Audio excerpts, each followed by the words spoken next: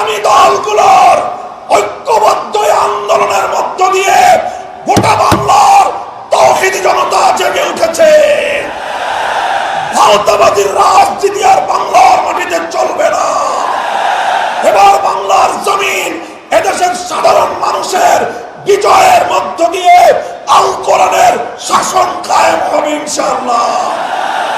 কোরআনী অর্থ ব্যবস্থা, আল কোরআনের বিচার ব্যবস্থা, ইসলামের শাসন ব্যবস্থা, ইসলামী শিক্ষা ব্যবস্থা বাস্তবায়নের মধ্য দিয়েই সোনার বাংলাদেশ আমরা গড়ে তুলব ইনশাআল্লাহ। আপনারা ঐক্যবদ্ধ থাকবেন তো? আমরা বলি সোনার বাংলাদেশ দেখা শেষ, নতুন বাংলাদেশ দেখা শেষ, সবুজ বাংলাদেশ দেখা শেষ, ডিজিটাল বাংলাদেশও দেখা শেষ। এবারের বাংলাদেশ দেখতে চাই ইসলামের বাংলাদেশ, আল কোরআনের বাংলাদেশ, খেলাফতের বাংলাদেশ।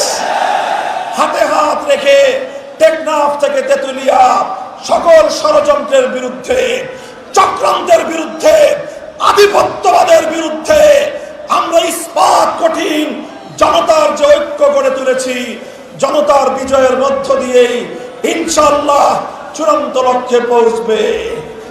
আপনারা সকলেই যার যার জায়গা থেকে ঐক্যবদ্ধ প্রচেষ্টা চালিয়ে যাবেন তো ইনশাআল্লাহ।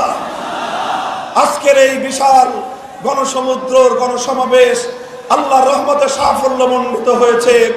এখন থেকে ঐক্যবদ্ধভাবে আগামী জাতীয় নির্বাচন এবং গণভোটে হা বাক্সকে বিজয়ী করবার জন্য ময়দানে নেমে পড়বো ইনশাআল্লাহ আমরা।